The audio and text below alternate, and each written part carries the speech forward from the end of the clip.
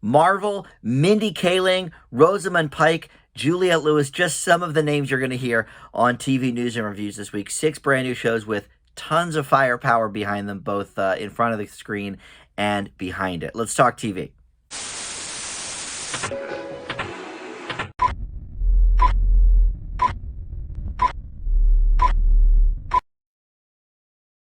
Hey guys, Dan here. This is Dan Reviews It. Welcome to TV News and Reviews for the week. Thank you for finding this video and my channel, Dan Reviews It. Please consider subscribing down below there. Let's get into the TV news and reviews for the week. Like I said, 6 shows with huge firepower behind them. We've got not one, but 2 new Marvel shows to talk about. We're going to discuss Yellowjackets on Showtime, which features the likes of Christina Ricci, Juliette Lewis, and many others.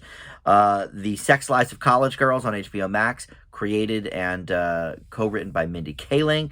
And then a couple of books to TV that we're going to talk about. One for the more mature set and one for younger kids. Wheel of Time and Harriet the Spy.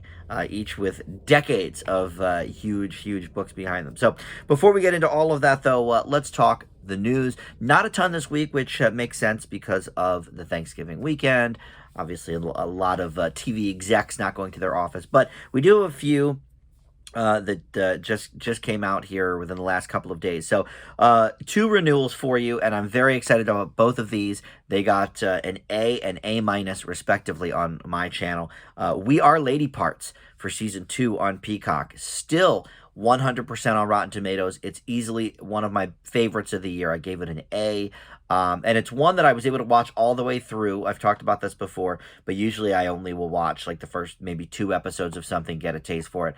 But something like Peacock puts it up, the whole series at once, and it was 6 episodes of like 22 minutes, 23 minutes each. So I just binged it all in one day and loved it. So very excited that is coming back. And then Chucky over on USA and Sci-Fi. They sort of are sharing the broadcast duties of this.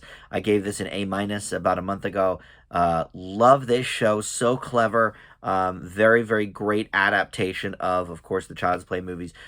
Didn't know how well it was doing, though. It's averaged 9.5 million viewers across all platforms for the first season, which is very impressive. And all platforms, I guess, would include the broadcast networks and then on-demand streaming and like on Sci-Fi's app, perhaps, because it doesn't drop on Peacock until this week. But if you've wanted to check this out and you have Peacock, you can binge the whole show, or at least season 1, later on this week. And then ending, this one is sad, but the second half of season 2 premieres this week. Pen 15 is calling it quits, and this is a decision pretty much that the creators made. Hulu, I'm sure, would have loved to have more seasons of this, especially since it was just nominated for Best Comedy at the Emmy Awards. So the second season was split into 2 parts, which I didn't quite realize. I thought what was up for season 2 is what was up, but it got shut down because of COVID a year and a half ago, and so we're now finally getting the second half of season 2, which could ostensibly serve, I guess, as a season 3 at this point, but they're still calling it season 2. And because the premise of the show requires that they film in schools with a lot of young, 13, 14-year-old kids, filming during COVID was pretty much impossible. So they had to maneuver a lot of different things around, wait for a lot of the smoke to clear to even film these episodes that are going to drop later this week. And so at that point, the creators just decided kind of to call it quits. But I don't actually remember if I started season 2. I certainly made it through season 1, gave it an A, loved it. But I can't remember now if I watched the first half of season 2 or not. But doesn't matter now. I can just sort of binge all of season 2 at once. But yeah, sad to see that one go. All right, some live news. This month is, of course, all the live specials air. We've got Annie Live coming up. And then they finally announced the next in the Norman Lear live in front of a studio audience series. They've done this twice before with All in the Family and the Jeffersons. And then Good Times was added to the mix, I think, with All in the Family. Yes, because Woody Harrelson came back to reprise that. So it's another star-studded affair. I'm surprised that this was kept so hush-hush because it actually will premiere next week. December 7th will be the date for this. But the shows that they're picking this time around are Different Strokes and The Facts of Life. And they're going an interesting way with it because they've decided not to have young, teens or younger be in the roles of the kids on those two respective shows. Listen to the casting here. So, okay. Ann Dowd is going to appear in both because Facts of Life is actually a spinoff of Different Strokes. Mrs. Garrett was originally on Different Strokes, and then they gave her own show, Facts of Life, which I think might have even ran longer than Different Strokes. It ran 9 seasons. But in any event, so Ann Dowd is going to play in both of these half hours. And I sort of recognize the name, but I'm like, I don't know who this is. She's on The Handmaid's Tale. She was on The Leftovers. So obviously prestige there. I know her best actually from Freaks and Geeks. She was in 2 episodes as Kim Kelly's mother. So she's been around a long time. But all right, so that obviously is not the biggest name here.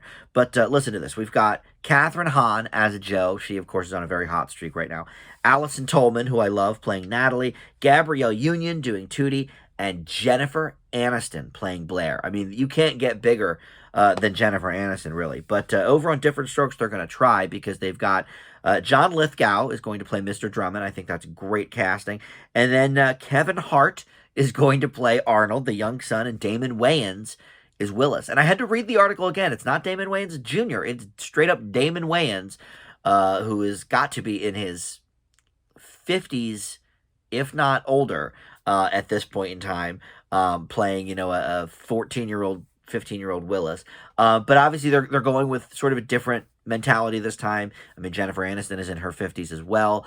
And, Blair, all these girls were in high school when the show started. So yeah, it'll be interesting to see. Previously they sort of had people playing the correct ages for the people, but we'll see. This will be interesting. I already sort of decided, I think after Annie Live runs, I had already decided I was going to do sort of a TV news and review special about some of the holiday either live programming or just sort of the short mini series programs, because the Beatles Get Back, the three episode series for that is on Disney Plus. Definitely want to tackle that. But now that we have this in the mix too, I definitely am going to do that probably in the next week or two for the week's episode of TV News and Reviews. All right. In other casting news, we've got Anthony Anderson returning to Law & Order. He is now the only, so far, original member. Well, not original as in he was on the first season, but he ran from seasons 18 through 20. But he's the only, let's say, former cast member to be announced with the new Law & Order series. And then Hugh Dancy's going to join the cast as well in a new capacity. All right, some odds and ends. Bobby Flay and Food Network have agreed to stick together. We talked about this a few weeks ago, that after 27 years, Bobby Flay was departing Food Network. They could not come to terms. Well, now they are back together. And he signed a multi-year exclusive deal that keeps him with Food Network through 2024 at least. And he will continue some of his famous shows already. And then he's going to add a new show with his daughter where they go up and down the coast. I don't know if it's the West Coast or East Coast, or maybe it's both, trying different restaurants. So that will be something. And then the biggest news of the week for me personally, because this is among my top shows, certainly in the last decade, but it's in my top 50, I think, of all time as well. The Marvelous Mrs. Maisel is coming back. Oh my God, February, it's going to begin its 4th season.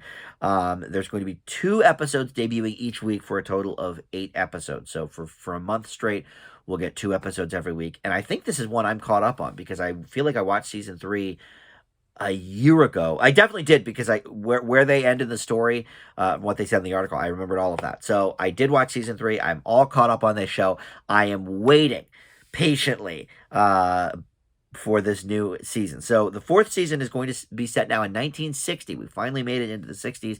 And if you need a refresher, I don't think this will be giving spoilers if you haven't seen season 3. Just sort of a reminder to here's where we are. So Midge lost a sweet gig opening for pop star Shy Baldwin after speaking a little bit too frankly about Shy's personal life during a stop on their tour. That's sort of where we pick the story up. So I'm so excited. February is going to be amazing. I love Mrs. Maisel. There is a trailer up right now if you want to check that out. I do not watch trailers because they give away too much of the story. So I'm just going to wait patiently until February and check out those episodes. So all right, let's dive into the reviews now. Like I said, we have 6 new shows, all of them with fairly high pedigrees, but none I think higher than Marvel's Hawkeye on Disney Plus. This has been the 4th now in the 2021 TV rollout of Marvel shows. WandaVision, Falcon and the Winter Soldier, Loki, and now this one. We've had middling results, I think, with these, middling to great results. Falcon and the Winter Soldier left me a bit cold, although, to be fair, I never finished it. Loki, very good, and then WandaVision, among the best of the year. I think we all know that. So Hawkeye, this takes place right after, not right after, a whole year, I should say, after the events of Endgame. And we've got Clint Barton as with Jeremy Renner playing this role, Clint Barton / Hawkeye. And he has to partner with this gal, Kate Bishop, who is played by Haley Steinfeld, who is a young 20s Hawkeye uber fan.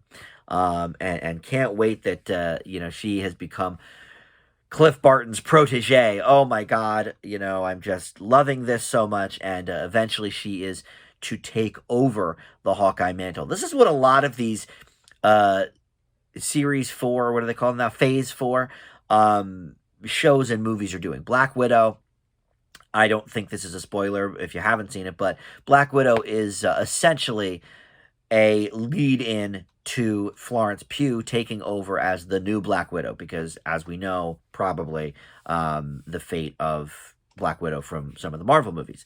And I saw Florence Pugh on the cast list as a guest in Hawkeye.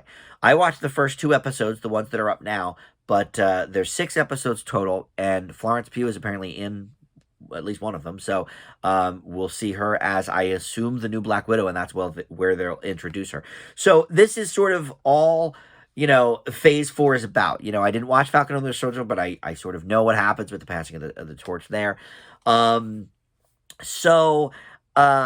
If you have no investment in Marvel, if you don't know anything about Marvel, I don't know why you'd be watching this anyway. But this is probably not a strong one to watch just willy-nilly. I think you have to have at least a basic knowledge of Marvel stuff. But look, nobody was looking forward to this, mainly because Hawkeye is not anybody's favorite Avenger. He's sort of bland and weak, and they poke fun at this several times in the show, which I think is a smart move, not acting like he's the be-all and end-all. But you have Haley Steinfeld aboard as Kate Bishop, and now we might have something, because who doesn't love Haley Steinfeld? I think this show works best when it is sort of being a little more tongue-in-cheek, not like WandaVision wacky, but just sort of leaning into the fact that Hawkeye is sort of a dud of an Avenger, and they're talking about that there. Linda Cardellini here reprises her role as Barton's wife, but Jeremy Renner is not funny.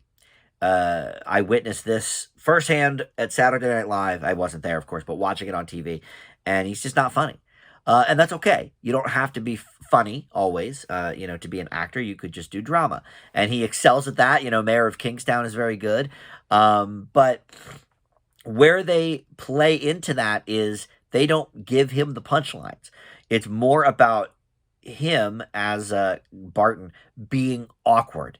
He in the second episode, he goes to this like LARP thing, the live action role play, where, he's sort of out of his element and he's, not having a good time and he's uncomfortable. They're sort of playing into that, and that can create some of the humor. But in addition to that, there are some pretty cool action sequences here. I think this is a more enjoyable show, at least for the first 2 episodes, than Falcon and the Winter Soldier, for sure. And it's grounded. It's a lot more character development based than I think a lot of the TV shows or the movies have been. Some of the shows, I guess, have been. I never saw like the old Netflix shows, like, I don't know if Daredevil's Marvel, right? Daredevil or Jessica Jones. I never watched those. So maybe with that 10 episode length, you can get more character driven. But here, just in the first 2 episodes, we're learning a lot about these characters, and sort of, Hawkeye hating on himself a little bit too for being sort of, useless or whatever. But he's getting his due here. And it's a Christmas-based show as well. It takes place around Christmas time, so they've dropped it, of course, at the right time. Everybody's binging on Christmas shows and movies, so I think this would fit right in there. So overall, I enjoyed this. I don't think it's necessary, but I guess if they're trying to introduce Haley Steinfeld, I assume by the end of this isn't a spoiler because I don't know for sure, but I assume they're sort of grooming her to be the next Hawkeye by the end of this series. That's certainly my guess. As they're doing all kind of through phase 4, right? So I leave Hawkeye with a B. It could be a B plus by the end of it, if they keep it kind of tight. There's only 6 episodes, so I think that usually bodes well for a lot of these shows, but they are hour longs. I think Loki was an hour long. I forget Falcon and Winter Soldier. WandaVision was only like a half hour, 35 minutes. But yeah, this one they go the full hour with. All right. So up next, we have another Marvel show. This is certainly lower, I think, on the, the buzz list. I think Yellowjackets, Wheel of Time, these are shows that have more buzz going for them. But we're already sort of in that Marvel realm, so why not talk about Hit Monkey? This is on Hulu, and this is part of this new Hulu animation slate of Marvel shows. Of course, Disney is, I don't know if they're part owner or all owner of Hulu, but obviously there's the connection there. But we already had MODOK over the summer, which I thought was pretty enjoyable. But this is all sort of this, and MODOK and this handful of shows was going to be leading up to this movie or special called The Offenders, which is sort of, I guess, Suicide Squad, but with Marvel. They're sort of like the villains and the people we don't really care for that much, as the offenders. But I believe, from what I'm understanding, that has fallen apart completely, but they're still making a couple of these shows in the meantime, and this is one of them. So Ali Maki stars here as Hakura, who is a good cop who is trying to fight injustice in Tokyo. Olivia Munn is Akiko Yokohama, who is a smart woman. She is Lady Bullseye. And if you can't tell from the names, yes, this takes place in Japan. This is a Japanese, and it's not in an anime style. It's in sort of a similar style, really, to MODOK. A little bit, I guess, less westernized, we can say. But it's not an anime series. But Hitmonkey himself is a Japanese macaque who is mentored by the ghost of an American assassin voiced by Jason Sudeikis. Bryce Fowler is the name there, and he dies like halfway through the first episode. So it's a little bit of a spoiler, but look, this is the premise of the show, so I sort of need to say that to go over the premise. So this show I'm a little torn on. I think Jason Sudeikis is absolutely wonderful as Ted Lasso, but the problem is in this he's sort of doing his usual deadpan sort of stuff that Jason Bateman's, Ryan Reynolds sort of have perfected. But because Ryan Reynolds already does it as Deadpool, this does come off a little bit as a pale Deadpool imitation, since that is already in the Marvel Universe. So that was a little bit of a turnoff. I think he's fine. But remember that show Son of Zorn, where Zorn was like this He-Man type and Jason Sudeikis voiced him? It's no different really from Zorn. He doesn't really, vacillate at all from that voice. So that was a little bit of a turnoff.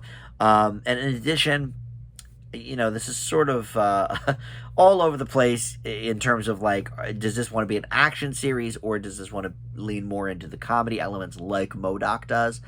And so I was a bit torn on that as well. But that aside, I do appreciate that you don't have to know anything about anything to like this show. Now, yes, there is a reference in the first episode to Tony Stark. But look, these are such pop culture phenomenons at this point. I think mentioning Tony Stark or Iron Man, even if you've never seen the movie or any of the comics or anything, I think you'll get it. It's not like you're mentioning one of the Eternals or Shang-Chi or something like that. That's okay. It's a little newer, not so entrenched into the pop culture. So that's okay. I think they mentioned Thanos as well in the first episode. So there's a couple of like small Easter eggs, but like MODOK, I don't think you need any background on this, which I do appreciate. So I thought this was all right. I don't think it's as good as MODOK. And that sort of was more, I think, a comedy show than this. This is definitely trying to be a little bit of everything. Not sure how successful it is all the time, but I thought Hit Monkey was okay. I'm going to leave it with a slightly positive B+. I'm sorry, B-. Sorry, MODOK was a B+. This one I leave with a B-. All right, so next we're going to talk about Yellowjackets. This is on Showtime, so they're airing new episodes weekly. I believe it's on Sundays. And the premise here, when I first saw the commercial, it seemed like they were just doing Lost again. Of course, Lost has been sort of the touchstone for almost every single, sci-fi drama series that has been on a network in the last 15 years, 20 years, and not quite 20, but 15 years at least. And this, in sort of basic premise, is no different because it is about the survivalists of a plane crash on some sort of island. However, what they do here, what the previews don't quite fill you in on, is that the adult participants, your Juliette Lewis's, your Christina Ricci's, your Melanie Lazinski's, that may get you into the show in the first place, are actually way past the plane crash. They're in the present day. The plane crash is from 1996, where they are teenage girls on a sports team, and their plane goes down from that. So it's sort of a reverse Lost, because in Lost, of course, we have the people on the island present day, and we're flashing back to learn more about them in the past. Here, we're set in the present day where they've all survived this plane crash, or at least the ones we're focusing on, in the present day, and we're flashing back to their lives both before the plane crash and after on that island. So it's an interesting twist, and I love it. I don't even think we see Christina Ricci's character until the second episode, or maybe the very end of the first one. But so, she, of course, is one of the hooks for me always. I love her. But these are soccer players traveling to Seattle. Their plane goes down. And again, we don't really see much of that until the second episode. I think the very tail end of the first episode is the plane about to go down. So we don't spend any time on the island in the first episode. We're just getting to know these characters. This, I think, is going to end up being one of my favorite shows of the year. I am loving this so far. I've watched the first two, and I'm very, very impressed here. Sophie Nelisi, I want to say, plays the teenage version of Melanie Lazinski's character. And if you don't know her, by the way, she pops up everywhere, but I know her best as the creepy neighbor in 2.5 Men that was always like obsessed with Charlie. But then you've got Juliette Lewis, and Sophie Thatcher is her teenage version, Christina Ricci, and Sammy Hanratty as her teenage version. Those are the names like I know, but there's a lot of other people as well. And some that we see the teenage versions of we have not seen yet as the adult version. So maybe they don't make it, or maybe they just haven't entered the story yet.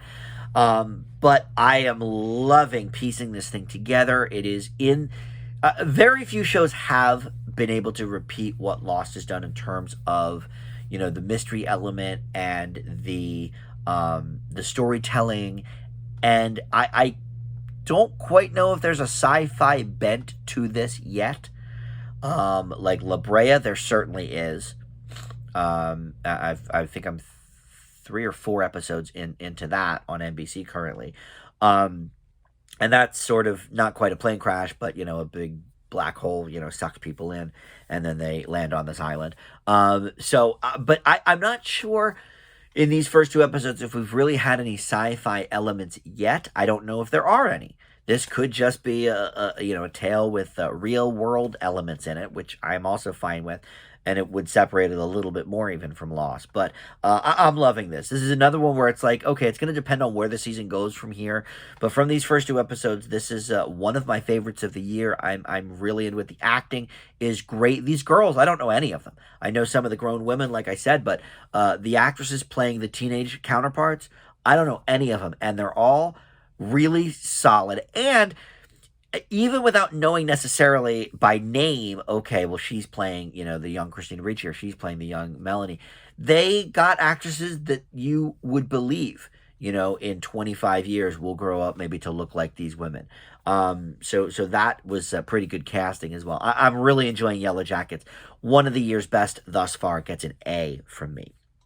So next we move to The Wheel of Time. This is on Amazon Prime, and I had never heard of this, but this is a book series that is very, very vast. It's a lot like Game of Thrones, in the scope and the world building and the many, many, many books before we started the TV show, and just in themes. You'll notice a lot of Game of Thrones sort of parallels here, and I always say this when I talk about one of these types of shows. Like, I call them sort of the Game of Thrones ripoffs. This one, obviously, is a little different because it's got a huge book background, and not to dive too much into it, I don't know if the books for this came before the books of Game of Thrones. I really don't. So I'm not going to base my review around that. But I always say that these are not my kind of shows. I've never seen 1 second of Game of Thrones, and it's not something that I enjoy really the premise of. Yes, I watched Lord of the Rings, I watched The Hobbit, so fantasies set way back in the day, I can get behind, but in terms of like investing myself for a 10-hour or more TV series, I've just not been able to do it. Even the ones I've liked, Carnival Row was like really good, and I actually started to rewatch that about 6 months after I reviewed it, and I was just like, I'm not invested in this, So what I always try to do with these types of shows is sort of look at how the world building is, how the production values are, how the acting is, and how sort of the story flows along, as opposed to my own personal enjoyment. Wheel of Time, I think, is potentially one of the better ones. And I think that's because it has such an already established world to build from the books.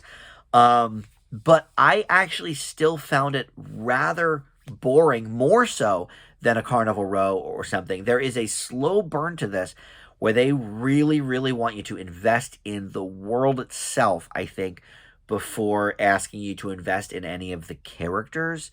And because the books have built that world, I guess maybe that they felt that was easier, but of course they built the characters as well in the books. But anyway, this stars Rosamund Pike, who, I love her from Gone Girl and a couple of the other things I've seen her in.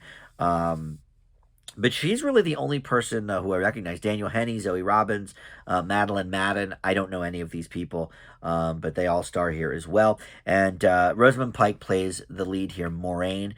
And she's a member of Aes Sedal, a powerful organization of women who can use magic. So this is very sort of female empowerment heavy. We love that.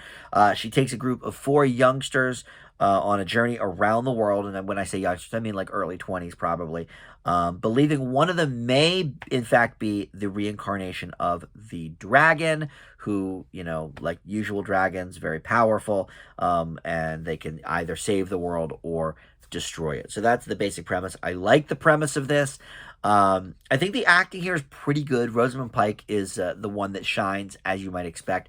The other people are okay, but I think maybe struggling a little bit to keep up with her. And the world building, of course, goes without saying. It's great. So I like all of those elements. In terms of the production value, I think this has a good one. I don't know where exactly they shot it, but I would assume it was probably somewhere, in that lush rolling hills area. I don't know if it was necessarily like Scotland or whatever, but New Zealand, probably one of those though, because it looks pretty lavish. Yeah, I could not get myself, I couldn't even make it through the second episode. I watched all the first, and I was like, well, I usually watch 2 episodes to at least give myself a good, starting point to review something. And I made it about 20 minutes, let's say, through the second episode, and I said, you know what? I think I have enough information. I'm not going to personally like this show any more than I did 20 minutes ago, more or less. So we'll just leave it there. So I couldn't finish the second episode. This is not a show for me. I found it more boring than a lot of the Game of Thrones, knockoffs. But I have to be impressed with the world and Rosamund Pike's performance here. And I think the basic premise is good. They were doing some things, and there's some visual components of this that I thought were very, very cool. People perhaps, coughing up certain things and pulling them out of their mouths, and I was like, all right, that's kind of gross. But it was really well done. So I'm sort of leaving this with a lesser grade than I gave Carnival Row. I think that's probably the peak of the Game of Thrones ripoffs. But look, I think if you like Game of Thrones, this will definitely be on your watch list. I think you're going to want to check it out. So because of that, I leave Wheel of Time with a B. Certainly not for me, but if you really love this kind of thing, I think this will be good. All right, up next. Now, this one is right up my alley. The Sex Lives of College Girls. It's executive produced by Mindy Kaling. It was co-created by Mindy Kaling and Justin Noble. She is more behind the scenes on this. She co-wrote the first episode. She is executive producer, but she isn't in it, at least not yet. But we start out on HBO Max with season 1 having 10 episodes, and this has been in the works for several years, apparently. I was sort of following the production of this because I follow anything Mindy Kaling does. So back in October of 2019, they had sort of announced that it was happening. And then, because of, a lot of COVID stuff, it's sort of fallen by the wayside. And then she was also focusing on Never Have I Ever on Netflix, which is fantastic. And by the way, Justin Noble, co-created that one with her as well. So they have a good working relationship. And this is about, as you would expect, college girls, actually mostly college freshmen is what we're focusing on, at Essex College in Vermont. And yes, it does cover a lot of their sexual exploits, their sexually active lifestyles, but much in the vein of Sex and the City, it's not all about their sex lives. It is about them as individuals. It's about them finding themselves, not just their sexual selves, but finding who they are as they're all out in the real world for the first time. Okay, so a few things about this. I don't want to gush on and on and on. I don't want to give this more time than Hawkeye, but I feel passionate about this kind of stuff because I love Mindy Kaling and I love this sort of premise. I think the idea of let's follow college kids as they are figuring themselves out, as they are developing who they are outside of their hometown, outside of their friend group at home. I think it's a fascinating subject because anybody that goes far away to college can relate to this, I think. You get the chance to start fresh. There's one guy in the introduction, meeting, the whole orientation type meeting, stands up and he's like, I'm gay, I've been out, or I've been in the closet, my whole high school, and now I'm gay, whatever, that kind of thing. And it's just relatable to anybody, I think, who went away to college, and maybe didn't like who they were in high school or had such a small group. Like this one gal here is, I think, very, very nice at heart, but she came from this, completely, white only town, basically. And so she's sort of dipping her foot into a well of, oh my gosh, this is a melting pot. There's a lot of other kinds of people. I just think it's great. And of course, guess what? Mindy Kaling's involved. It is sharply written. It's funny. It's touching. The only thing I can compare this to, that I think even comes close is Grownish, over on Freeform. I think had a lot of these same ideas. I don't know that they were executed quite this well. And I think because that was a Blackish spinoff, it relied a little bit too much on sort of more jokey jokes, where this relies on a lot of the comedy that is popular now, sort of slice of life, sort of less one-liners and more situational type comedy. But this, I think, is up there with the best comedies of the year. It does not match Only Murders in the Building, but in terms of something, fresh, I'm not sure if the concept is necessarily fresh, but this is certainly, I think, one of the year's best comedy shows. And it does remind me a lot of Sex and the City, but as a teen version. Like, this is I don't care at all about this new upcoming Sex and the City reboot. What's it called? And there it was, or whatever. I forget. Uh, it's something she used to say in her comments, her little blog. Um, I forget. I'm not going to worry about it. But anyway, the new Sex and the City spin-off reboot, whatever, that's coming back. I don't care at all about that. But I care about this. And it's not necessarily because those women are, in their 60s now, and I don't want to see that. I love Golden Girls, one of my favorite shows of all time. But there's something, special about people out in the world for the very first time. I think you can mine it for a lot of laughs and a lot of character development too, that we don't get in series where everybody's just kind of stuck in their hometown. It's a new beginning for them. So I leave The Sex Lives of College Girls with an A as well. 2 A's this week. That's pretty exciting. All right, so let's see how I feel about the last show, Harriet the Spy. I told you you would probably know something from all of the shows this week, whether it was a person or whatever. And you'll know people from this too, because Jane Lynch voices the nanny here. But this is a cartoon version of Harriet the Spy, the popular book franchise, and they made a movie, I guess Nickelodeon did, in the 90s. There may have been a TV show in the 90s too, I don't really remember. But this is on Apple TV Plus, and Beanie Feldstein, who starred in Booksmart and is the sister of Jonah Hill, she stars here as Harriet the Spy. But you've also got some other names you might recognize. Lacey Chabert, who's in all the Hallmark movies, she plays here as well. And Charlie Schlatter, who has done so many things over 30 years, but I know him best as the TV version of Ferris Bueller with him and Jennifer Aniston back in the day. So when I saw that name, I was like, wow, I hadn't heard of him in a while, but apparently he does a lot of voice work. He does a lot of sort of guest roles on shows and stuff.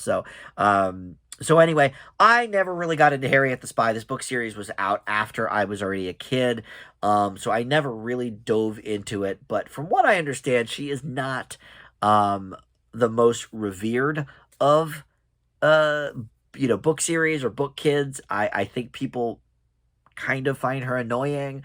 So I sort of went into this with no expectations really, and I like some of the voice acting, but I was like, I wonder if it will be clear to me why people kind of think she's annoying. And I get it.